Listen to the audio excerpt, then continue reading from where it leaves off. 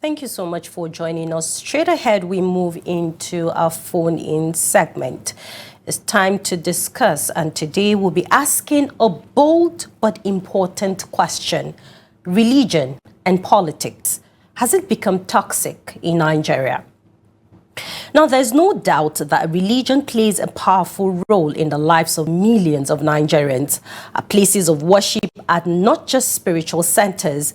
They are often sources of hope, authority, and guidance. But in recent years, there's growing concern that religion is becoming dangerously entangled with our politics in ways that may be doing more harm than good. We've seen religious leaders openly endorsing political candidates from the pulpit, politicians playing the faith card to gain votes, I beg your pardon. Now, entire communities divided along religious lines during election seasons, and in some cases, religious sentiments have been used to justify violence, marginalization, and exclusion. In this, the direction we want is this the democracy? I beg your pardon. Is this the direction we want our democracy to go? What happens when faith becomes a tool for political manipulation? When moral voices are co-opted into partisan battles? And how do we draw the line between religious influence and political interference? This morning, we want to hear your voice.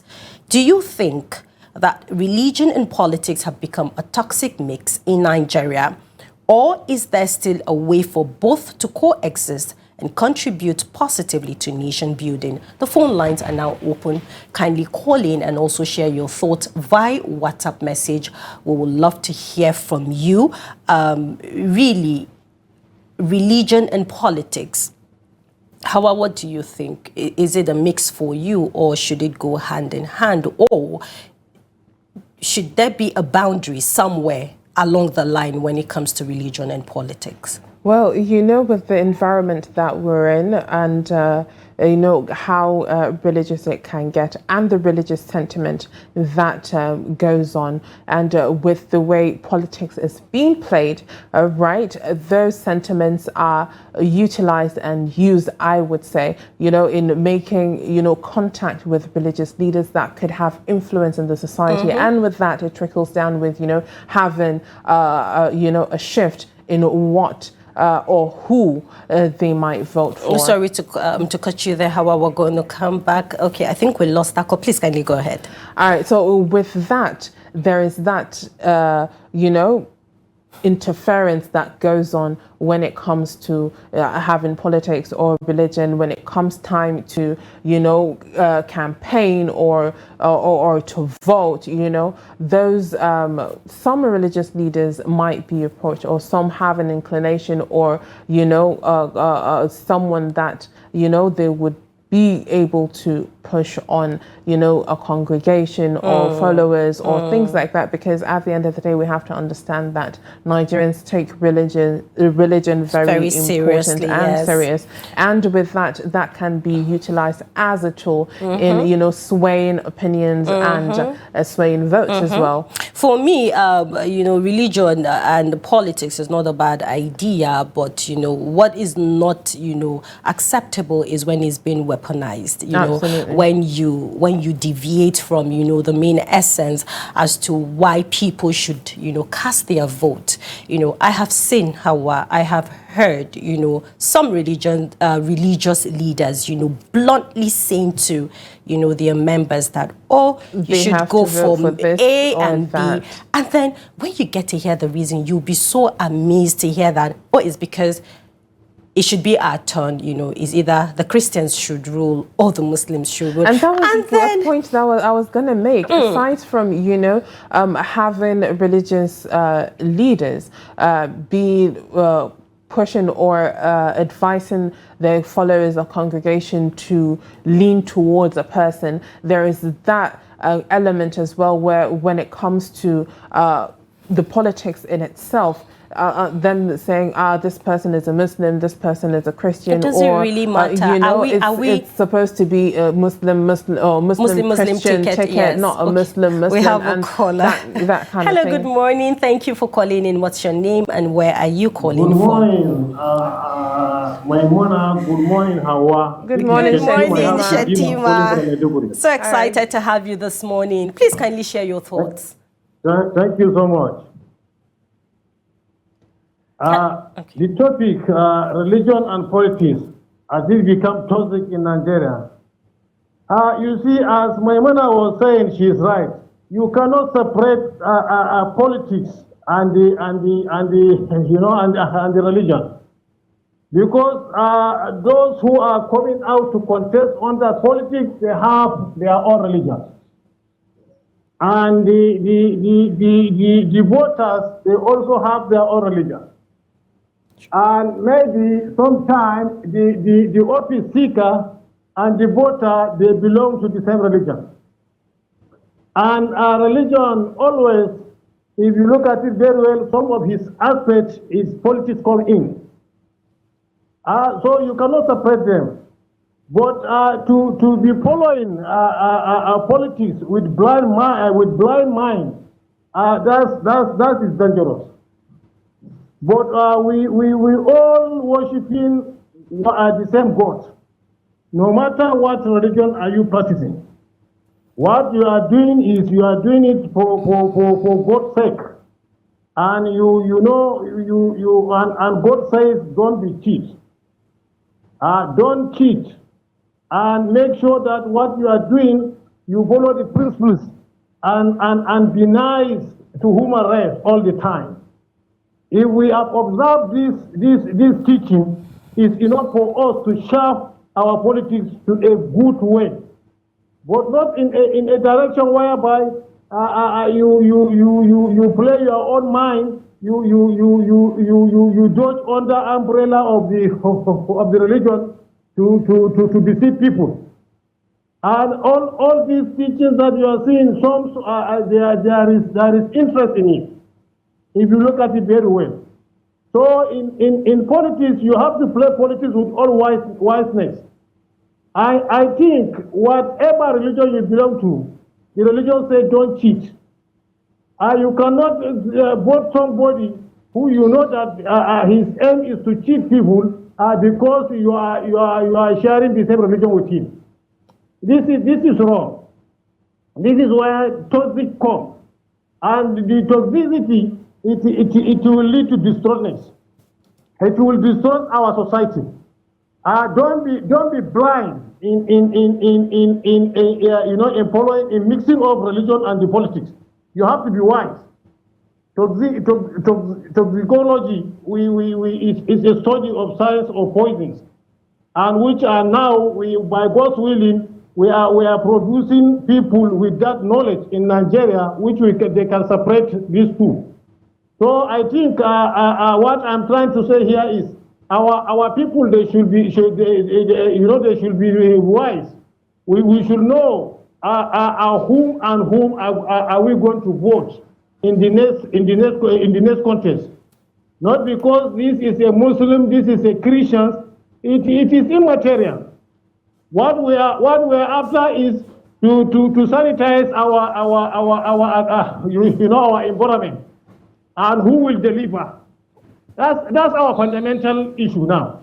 We are looking for who will deliver and who will do the job and who will deliver 100%. I thank Almighty Allah. You see, because today all people from various religions, Islam and Christianity, and those who do not have even religion to practice, who are pagans, they cannot say let Buhari is a cheater. Everybody believes that he is clean and he plays his politics wisely. So that's the type of people that we are looking for. So we all belong to the religion of God. We are all worshiping God. That is our one direction. So we should not be allowing politicians to be dividing us. in the name of the, that religion aspect. What we are looking for, who will deliver, and who will be sincere, and who will treat people nicely, and who will push our society forward. And we are looking for that man, in whichever religion he's belong to. We don't give a damn. You know, it is even painful for somebody who you are sharing the same religion with to come and play politics with that teaching of the, of your religion. You will not be happy. You will not be happy. What you are expecting is, if he come in, he mix up the fear of God that that religion teach him, and the politics to come with a better result. So I am advising Nigerians. The next election is around the corner. We have to be wise. We have to be wise. It is enough. It is enough. How many years are we allowing people deceiving us? We should understand now who are we going to vote, and who are they going to deliver to us. We should shine our brain. We should not allow people deceiving us with all kind of manners. We have to be wise. We have matured enough now. I am praying, and I hope God will bring us a better leader to sanitize Nigeria. That's my take this morning. Thank you so much, and have a nice day. All right, thank you very much, Shatima, for your contribution. He made a lot of points, and the major thing he's trying to highlight is that let us not allow religion to, cover our eyes, our judgment when, when the time is right. Let us look at the people that have prospect in making sure that Nigerians are doing better. All right, we have Ade from London. Hello, good morning, Ade. Thank you for joining us.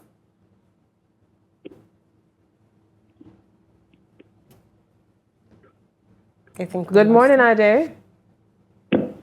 Okay. All right, I believe he's having some difficulties, but make sure you call us back, Ade, so that we can hear from you. As earlier mentioned, making sure that your eyes are clear, the cobwebs are taking off when when analyzing the people that are supposed to come on the seat of power. In serving Nigerians, because when you let religion cover your eyes, the sentiment is there. Of course. It's absolutely there. And we understand everyone's inclination and, going towards what they know and what they understand and what they feel like share the same values that they do. But then at the end of the day, just because that is what it is, doesn't mean that that is the first person but for but even at that, even if, they share the same value, being that, they're from same religion. I mean, for me, I feel the first thing that comes to mind as any politician that would want to go into politics is the people. Absolutely. First things first is the people. I mean, you don't even, look at, who is coming from, the north, who is coming from the west, who is a Christian, who is a Muslim, because of course that's the two dominant religion that we have in Nigeria. I mean, the people comes first. So what happens to your policies when you tend to say, oh, religion should be, number one? And to be honest with you, I feel some religious leaders are not, playing their role when it comes to, enlightening the people concerning religion and politics. Hello, good morning. Thank you for calling in. What's your name and where? Hello, good morning. Good morning. Hello, my name is Tomoga. I'm calling from Benue State. Okay, thank you so much for calling. Please kindly share your thoughts on the topic at hand. Well, the truth of the matter is, in Nigeria, politics and the religions have been meeting together. And it is politicians that have cooked it up in order to gain the heart of the masses. It doesn't supposed to be. The religion is supposed to be different and politics is supposed to be different. But it is quite unfortunate that a lot of Nigerians, majority, they are illiterate. Sorry to say that, but that is the reality. Because if not illiterate, somebody can't take in the name of religion and come and teach you. This is what has been taking place for long. This person belongs to your religion, belongs to your tribe, belongs to this. And politicians have been taking such advantage and dealing with Nigerians. It is quite unfortunate. The same religions that we have been voting since 1999, in which way have it affected our life? No good roads, no hospital. And up till now, Nigerians have not sat down and then asked ourselves questions. The man that I voted as my tribe, what have I benefited from that person as my own tribe or as my own religion that we have been voting through religion and through tribe since 1999? Today is still on time. We have to pick up and then ask ourselves questions, just like in the root world, what they are doing there. You can't just come in some certain, even in Africa here. Go to South Africa, you can't come cook as a politician. You cook up that you are in this religion or another religion. You come with a campaign to gain heart of people. There is some part of Africa that we are living that you can't come and talk nonsense. People weigh what you have done in the past, what you will do in future before they vote you. It's a high time that we learn lessons. Mixing up politics and religion will help us. Good morning. Good morning. Thank you so much. I like the question he asked, the man from my, same place and same religion, what has he done for me personally? Yeah, exactly, and that's absolutely a very good question. When you have that mentality, you don't, you will not accommodate, any influence from any religious leader, or, whether your brother or sister from the same religion. Exactly. You have to look at the bigger picture. See what they can bring to the table, not necessarily having that commonality, that sentiment when it comes to religion as well. You just have to look at the bigger picture, as I said earlier. What is he bringing to the table? Is he setting us up to achieve something, to gain something, for the betterment of our future? And that's the question to ask. All right, we have a caller. Hello, good morning. Good morning. This is Abasekon calling from Gombe State. Good morning, Abasekon. Thank you for joining us. How is Gombe this morning? Gombe is just cool. We are having sunshine this morning. All right, that is very great. bright. That's great. Good. All right, I want to appreciate the two of you. All right, who are thank doing you. awesomely well. Thank you. Trust TV is a very good station, very dynamic, wonderful, and ecstatic. And you will grow to your peak by His grace. Amen. Thank you. Thank you. Yes, I want to sincerely appreciate the management of Trust TV, how you people coordinate and put things in order. Straight to the point. What is electoral violence, and what is religion, and what is politics? You see, the toxic in it is what I want to talk about. We have a pre-election period, we have campaign period, we have election day violence, and what? Post-election result conflict. So these are the things that are the toxic in politics. And when we talk about electoral violence, what does it mean by electoral violence? It all goes about to telling us that, on the other hand, implies any random or organized act that seeks to determine delay or otherwise influences an electoral process through threat, through verbal intimidation, hate speech, disinformation, physical assault, either on ballot boxes or any other form, forceful protection, blackmail, destruction of property, or assassination attempt. Also, any act of violence that is perpetrated And I just want to add that our religious institutions are not helping matters. Why am I saying this? When you go to church, rather than the pastor preaching what is obtainable in the Bible, preaching Christ, you find him preaching politics. This is the basis why we are not making headway. That is why you see people have a myopic mentality.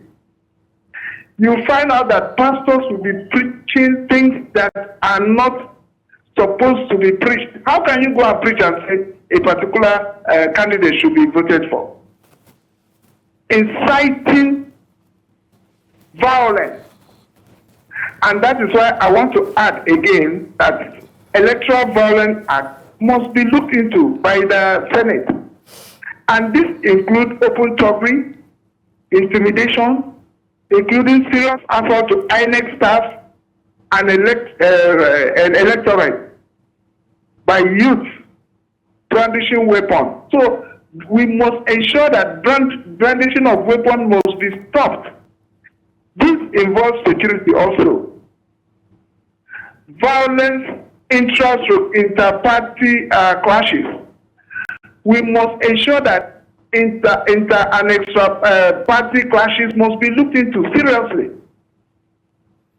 If that is not checked, my sister, nothing visible will be seen in the forthcoming 2027 election. Hijacking of ballot boxes or ballot paper. This is, I don't think whether we have passed this, but I do know when I was still working, they used to hijack papers, and I go and inform my boss. He said I should leave. I should leave them, and that was in Port Harcourt. PDP, they are known for hijacking of papers. They are hijacked, and I went and told my boss, look at what is on ground. He said leave them. I said leave them. So you see, these are the things that needs to be looked into seriously. If not checked, then we are still going back to the 60s. Thank you. God bless you this morning. All right, thank you very much, Abba Sinkong. Thank you for your contribution. As he said, some of the religious leaders do preach politics when it comes to, their congregation as well. And that becomes intertwined. And, as we have Nigerians, a lot of us do follow, religious leaders, should I say religiously. And with that, they're more impressionable when it comes to these things. But I believe we have some WhatsApp messages, yes. Right, Maimuna? Yes, we do. I'm going to take this one from Nandi Beta from Ogoja, and he says on religion and politics, even with interreligious committees set up sometimes to facilitate peace, it is sad that the issue of religion and politics seems to have become toxic in this country. But through continuous conversations and education, we can still get things right. Thank you so much, Nandi Beta, for sending in your contribution. And that is, absolutely correct. Then we have... All right, we have another message from Obiora in Nasarawa State. It says, hello, good morning. Presenters, I opined that religion and politics are two different norms. The problem is not the religion, but the preaching of a religion mixed with the political ideology. All religions prohibit crimes such as theft, money laundering, killing of innocent people, etc. Assuming our politicians are religious, they should have stopped stealing our public money. That is right on the money. Really all right. True. All right. Okay, we have a message from Daniel, and he's sending this one in from Makodi, and he says, good morning. There's religion in politics and there's politics in religion, but there is the distinct line that must be maintained and never crossed, because once the line is crossed, it takes a deadly and dangerous dimension. In Nigeria, it has become toxic because we have broken the distinct line, so it has become difficult to rein in and restrain ourselves. We've allowed ourselves to be roped into this vicious cycle. We need to make serious effort to break and bring us out of the cycle. Thank you so much for sending in your message. All right, well, I believe what he's trying to say is we have to differentiate no matter how much commonality they do have when it comes to that, due to the fact that if you believe in a particular religion, there are values when it comes to those religions. And when it comes to public service, you need to apply those values if you are part of one religion or the other. All right, we have another one. Good morning, Trust TV. May his soul rest in peace. I believe he's talking about the past president. One can you see how our head of government going to London hospital, wasting our collective wealth. Babangida, Abdulsalam, Buhari, Tinubu, and the rest of them, billions of dollars paying to the British government. Thanks. This is from Kaduna. He's noting that public funds are being wasted in foreign hospitals when it comes to healthcare. So that shows that the infrastructure, healthcare system, education, and all of that is not properly functioning when it comes to Nigeria. And then they themselves have to resort to going out. Then I pray and hope that that would change for Nigeria in the nearest future. All right, that is all we have for this segment. Make sure you stay with us. We'll be going on a short break. We'll be coming back and we'll break down the Nigerian politics, the influence of religious leaders on the polity. Make sure you stay with us, or we'll have an expert, public commentator, and a cleric as well who would dissect all these issues for us. Don't go away.